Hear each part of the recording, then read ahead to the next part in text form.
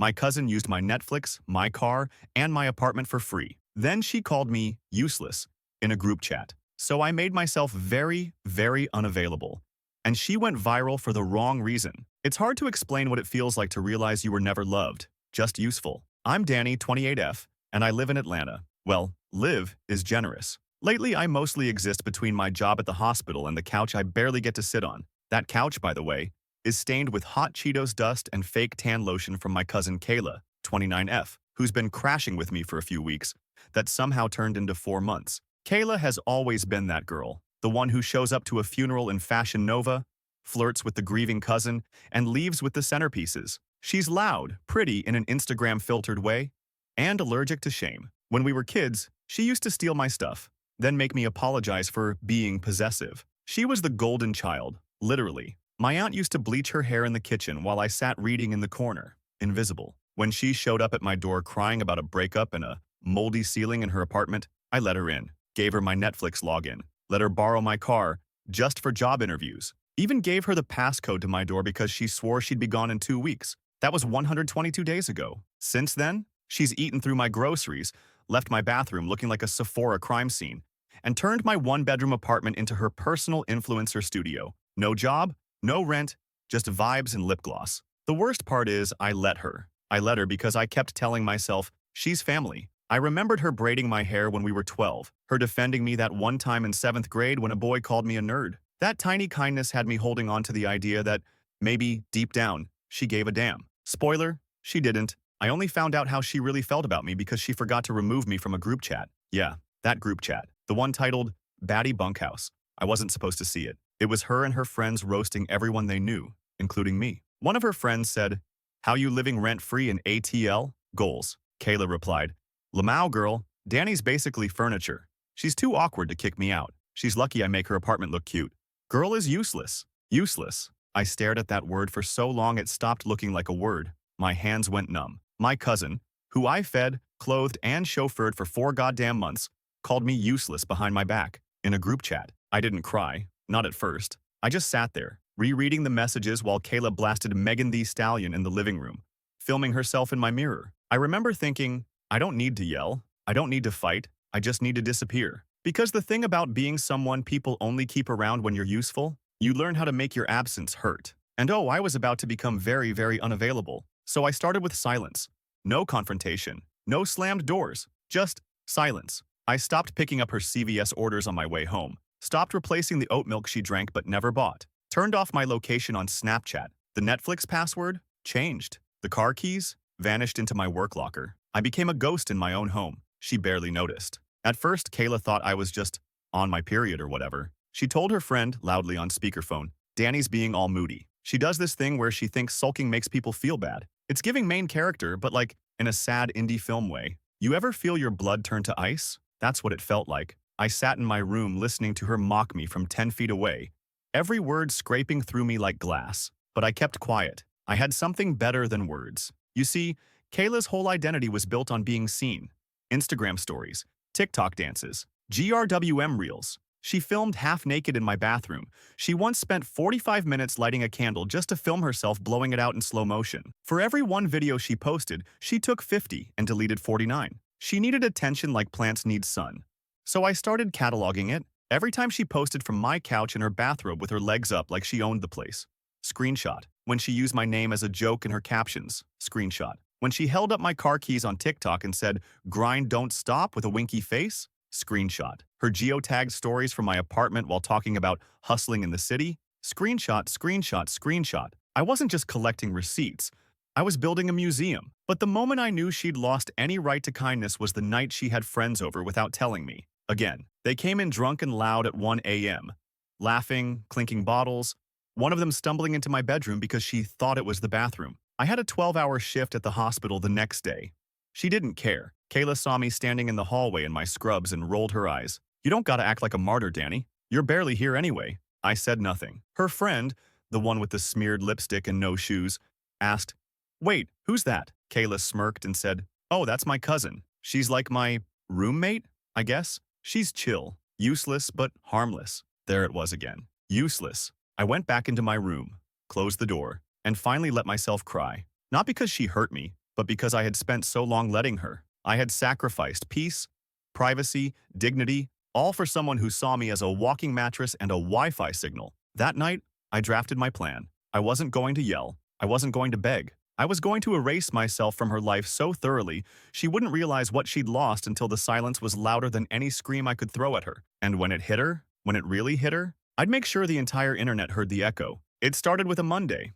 She woke up late, because of course she did, rolled out of bed around 11, walked into the kitchen wearing one of my hoodies, my favorite hoodie, the navy one with the bleach stain on the sleeve that felt like a hug on bad days, and yawned like she'd worked a night shift. I was already gone. I'd left for work hours earlier. But the coffee maker? Gone. Wi-Fi? Cut off. Her precious, content light, ring setup? Unplugged and locked in my closet? I watched it all unfold from the break room at work. My neighbor, shout out to Erica, 32F Petty Queen, had agreed to help out. She lived across the hall and owed me after I babysat her nightmare Pomeranian for a week. So now, she had the Wi-Fi login, and her router was password protected with a new network name that simply read, "Not your free ride, Kayla." Within an hour, Kayla was posting panicked Instagram stories. "Can someone please tell me why the Wi-Fi is out? I have deadlines." 5 minutes later. "Okay, so not only is the internet down, but someone legit moved the coffee machine, like, why?" The comments were exactly what she needed, a nice big hit of digital attention. But that was the thing. She didn't know the real show hadn't started yet. That evening, she called me. For the first time in weeks. Just a regular old call. Not a text, not a, "Can you pick up tampons?" posted on the fridge. A real, full-blown phone call. I let it ring. Then I silenced it. She called again. I ignored it again. And when I got home at 10:43 p.m., I walked straight into my room, locked the door, and fell asleep to the sound of her pacing outside, muttering to herself. Tuesday? She borrowed a neighbor's Wi-Fi for one last story. This one was unhinged. She filmed herself crying, saying she felt so unsupported and abandoned by family. Someone in the comments asked if she was talking about me. She replied, "I mean, I don't want to name names, but let's just say blood doesn't mean loyalty." That was it. She wanted to weaponize fake tears and let people guess who the villain was? Cool. She'd just unknowingly greenlit the launch of her very public, very real downfall. Because while she was crying on Instagram Live for sympathy, I was forwarding an anonymous email, screenshots attached, to one of those TikTok drama accounts that exposes fake influencers. Oh, and I added a note, "Hey, love your account. Just thought you'd want to know that at Kayla is killing it, is living rent-free in her cousin's apartment, using her car without permission, and calling her cousin useless while lying about being self-made. Here are the receipts." Receipts, plural. Every tagged location, every borrowed item, every post she made while claiming she was building her brand alone. I clicked send. Then I slept like a baby. I didn't need to destroy her. I just gave the internet a flashlight and let it see her exactly as she was. It took less than 24 hours. Wednesday morning, I walked into work and my phone was already buzzing. Erica had texted, "Girl, she's trending." I opened TikTok and there it was. The video had over 600,000 views. A side-by-side of Kayla's posts, her flaunting my keys, dancing in my mirror, sipping lattes on my couch, next to the receipts I'd handed over on a silver platter. Every lie she'd told about being a self-made entrepreneur in ATL, torn to shreds in real time. The comments? Ruthless. Not the CEO of her life using her cousin's Wi-Fi. Lamau, this girl built her brand on lies and oat milk she didn't pay for. Useless cousin paid the rent, though? Someone even found the clip of her calling me that word in her friend's story and stitched it with a slow zoom in on her fake crying. By lunch, her following had dropped by 3,000. By dinner, the brand deals she bragged about, skincare boxes, that sketchy detox tea, had all quietly pulled their tags. I didn't gloat. I didn't post. I didn't say a word. Because the most painful kind of revenge, the kind that echoes in silence. But Kayla? She erupted. And I mean erupted. I came home to her sobbing on the floor of the living room, surrounded by empty La Croix cans and a half-packed suitcase. She looked up at me like I'd shot her dog. "You ruined my life," she spat. I said nothing, just stepped over her ring light, still plugged in. She stood up so fast it knocked over a lamp. "I trusted you. How could you do this to me? Why didn't you just talk to me?" That almost made me laugh. "Talk to you?"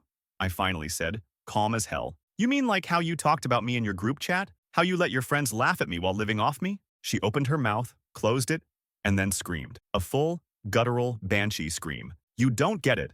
This was my moment." I nodded. "And now it's over." Then I did something I'd been planning for weeks. I pulled out the printed lease renewal form from my bag, signed only by me, and taped it to the fridge. The big red circle around solo tenant Danielle A. said everything. Kayla went feral.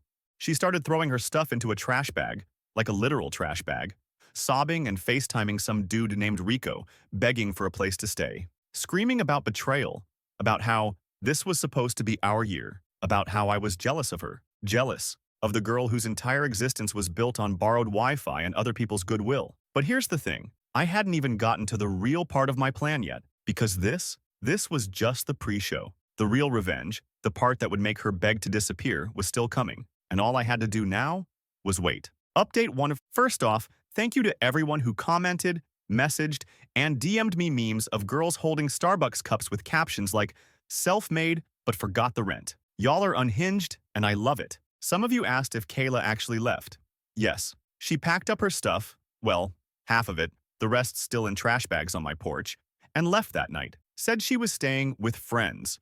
But based on her Twitter meltdown the next morning, I'm guessing friends saw her ex who thinks Bitcoin is personality. Now here's the wild part. She tried to spin the whole situation. Kayla went live the next day crying in a hoodie, not mine this time, saying she was betrayed by someone she considered a sister and canceled by the internet for being temporarily in need. She even said, and I quote, "Clout shouldn't cost you family. Girl, you called me useless," while using my car to film thirst traps. But here's the thing that had me screaming. The TikTok drama page that posted her, they did a follow-up. Turns out one of her old high school classmates messaged them with even more receipts. Kayla had apparently pulled the same couch surfing CEO routine 3 times before, just with different cousins. She's now a full-blown TikTok cautionary tale. There are edits set to sad Lana Del Rey songs. Someone made a remix of her crying over betrayal, auto-tuned to Empire State of Mind. I can't. Anyway, I haven't said a word online. I've been quiet, but tomorrow is her birthday, and I've got something planned. Because if she thought the internet ruined her life, she hasn't seen what real-world humiliation looks like yet. So, her birthday. Kayla's birthday is her personal Super Bowl. She plans for it like it's the Met Gala, and she's the only invitee. It's not a day, it's an event. There's always a rented outfit, a rooftop brunch, a photographer, usually unpaid, and at least one Instagram story of her blowing out candles with a caption like, 29 and thriving, no more fake friends. And this year, she'd booked a dinner at one of those places with $28 appetizers and dry ice cocktails, tagging it private dining experience. Except the reservation, that was under my name. And the $150 deposit, my card, back when we were still cousin goals. She never changed it, so I canceled it. One tap, one click, poof. No table, no deposit refund. Then, I scheduled a food delivery to the same restaurant at the same time, under her name, for pickup. Contents: 1 sad salad, dressing on the side. At exactly 7:13 p.m., while I was enjoying a glass of wine in silence for the first time in weeks, my phone lit up. Erica, neighbor, had been posted at the bar with her date, her very willing best friend Jamal. She sent me a photo. Kayla, in a strapless pink dress, standing at the host stand, arguing, face flushed. Friends awkward behind her, one checking her phone, another looking at the door like it might offer escape. Erica captioned it. She just screamed, "Do you know who I am?" at a hostess. I almost choked on my wine. The aftermath? Oh, baby. Her live meltdown didn't disappoint. She got on IG that night, makeup smeared, lashes halfway detached, rambling about betrayal, reservations, and how you can give someone everything and they still ruin your night. Her followers, already thinned from the TikTok scandal, weren't buying it. Someone commented, "You lived in your cousin's house and called her useless. Now you're mad she won't fund your B-Day? LMAO. But this wasn't just about the dinner, or the internet, or even the TikToks. Kayla's face, that look when the world finally saw her without the filter, that was the moment I felt the shift. She didn't just lose followers, she lost the audience. And without an audience, she's just noise. 3 days after her birthday crash and burn, I came home to find my front door slightly ajar. Not broken, just open. I froze. Inside, everything looked normal at first. Then I saw it. My bookshelf, the one she always hated because it looked like a grandma's, had been knocked over. Books everywhere. A wine glass shattered on the floor. My bedroom door was wide open, my drawers rifled through. She'd been here. I checked the footage on the indoor camera Erica convinced me to install back in March, just in case your cousin tries some movie shot. It caught everything. Kayla, key still working, coming in with that fake calm rage, the kind that simmers under a smile. She walked straight into my room, pulled out the hoodie she'd accidentally packed, then rummaged through my jewelry dish and took a necklace. My mom's necklace. The only thing I'd kept after she died. Small, silver, heart-shaped with a dent in the back. Kayla wore it in the next TikTok she posted. Captioned, "When you lose everything but stay soft." Soft? I went cold. It wasn't just petty anymore. She'd violated something sacred. Not the couch, not the car, me. So I did something I swore I wouldn't. I messaged her, "Return my necklace, or I make this legal." She left me on red, then blocked me. But here's the thing. When someone like Kayla blocks you, it's not to avoid drama. It's to own it. She wanted the upper hand, wanted to paint me as the bitter cousin, obsessed and unhinged. So I gave her one last gift. I emailed her building. See, she'd told everyone she had a luxury downtown apartment again, rented it with influencer money. The truth? It was a sublet, technically illegal per her lease terms. She bragged about it in one of her old lives. "My landlord's in Europe, LOL, they'll never know." Until they did. I sent the email. Screenshots attached. Footage of her trashing my place. Her address. Lease violation number 1. Unapproved sublet. Violation number 2. Criminal trespass on a recorded camera. Violation number 3. Stolen property. It took 48 hours. I didn't even get a reply. Just saw her post a story from what looked like a Motel 6 with the caption, "Back to basics, real ones get it." I didn't comment. I didn't reach out, because by then, she'd crossed a line you can't uncross, and I was already preparing to burn the last bridge she didn't even know she was still standing on. Update 2, y'all. I wasn't even going to post again, but the DMs I got after part 6 were wild. Some of you are straight-up agents of chaos, and I respect that deeply. Yes, the landlord evicted her. Yes, I got my necklace back. A neighbor found it tossed in a potted plant, no joke. But the real ending? It came last night. Kayla showed up at my job, not at my apartment, at the hospital, in the middle of my ER shift, in full makeup, fake tears locked and loaded, wearing scrubs. Scrubs. She literally stole scrubs from somewhere and tried to blend in like she belonged. I was at the nurse's station when security walked her in, holding her by the elbow like she was a toddler who'd stolen candy. She tried to make a scene, sobbed about forgiveness and family and mental health, said she couldn't go viral again. When I didn't even stand up, she screamed, "Why are you doing this to me? I loved you like a sister." And all I said, quietly, in front of everyone was, "You loved my couch, my car, my Netflix. You never loved me." Security escorted her out. She tried to film that too. So now, she's gone dark, deleted all socials, her cousin influencer era, officially canceled. Me? I'm sleeping like a damn rock. And for the first time in 4 months, I don't feel used. I feel empty in the best way. Kayla wanted to be famous? Well, she got it, just not the kind she can cash in. The silence after she disappeared was deafening, but it was mine. No more false starts in the hallway. No more lip gloss prints on my wine glasses. No more waking up to strangers in my living room filming dance routines I didn't approve. My apartment smelled like lavender again. Not Kayla's artificial vanilla Boss Babe body spray. But peace? It doesn't hit all at once. It creeps in slow, like when I finally sat on my own couch, legs curled up, a real plate of food in my lap, watching a show I picked without someone moaning about engagement metrics or vibes, or the first time I walked to my car without checking if someone left the gas tank empty. It felt like returning to a body I hadn't realized I'd left. Still, I kept waiting for the next disaster. Kayla was a storm in heels. She never left without collateral damage. That came 2 weeks later. HR flagged my email. Apparently, someone submitted an anonymous complaint accusing me of inappropriate online behavior and cyber harassment. They attached a link to a Reddit thread and a few TikToks with my username redacted. I sat there in the office, numb, while my manager asked, "Is this you?" And for a second, I panicked. Was I about to lose my job over telling the truth? But then I remembered. I hadn't posted a single identifying detail. No names, no tags, no workplace information. My face was never in any video. Everything that went viral came from her own content, her own words.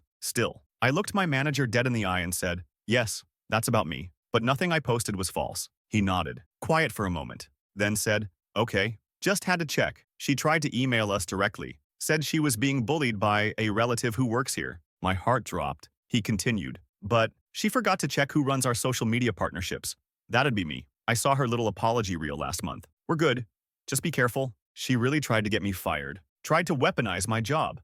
The last sanctuary she hadn't touched. That's when it hit me. Kayla wasn't just flailing, she was drowning. Her audience left, her friends backed off, and now she was grasping for anything to hold on to, even if it meant dragging me down with her. But I didn't budge, didn't post, didn't respond, didn't retaliate, because nothing scares a narcissist more than being ignored. And now, All she had left was the echo, the digital ghost of her own performance, replaying on screens she couldn't control. No likes, no audience, no stage, just her and the truth. Last part, and it ends not with fire, but with freedom. 2 weeks after she tried to get me fired, I got a letter in the mail, handwritten. No return address, but I knew that chicken scratch cursive instantly. Kayla's. I stared at it for hours before opening it. Not because I was scared of what it might say, but because I already knew it wouldn't be an apology. And I wasn't wrong. Inside was a single page, half-hearted and dramatic. I hope you're happy. You ruined everything I worked for. I lost my sponsors, my apartment, my friends. Even Rico won't return my calls. I'm living with some girl I barely know, sleeping on a couch smaller than yours. You turned everyone against me. But you know what? At least I was somebody. You'll always be background. Always invisible. At least I made people look. No sorry. No remorse. Just that same venomous pride in a shinier bottle. A final attempt to get under my skin. I didn't respond. Didn't rip it up. Didn't frame it. Just slipped it into a folder labeled Proof I Wasn't Crazy. Because that's the thing with people like Kayla. They try to warp the story until you can't trust your own memory. I almost forgot how bad it got. How small she made me feel. How hard I worked for peace in a space she turned into chaos. But I remember now. And this morning, I walked into my apartment with fresh groceries, lit a candle she once called too earthy, and laid on the couch without wondering if someone else needed it. For the first time in months, my space was mine. My silence wasn't tense. It was safe. I won't lie and say I'm healed, or that I'm proud it went viral. I don't feel victorious. I feel clean, like I finally scrubbed her out of the crack she thought she owned. Kayla wanted a legacy, to be remembered, a main character. Well, she got her wish, just not the story she wanted. And I'm no longer the background. I'm the author.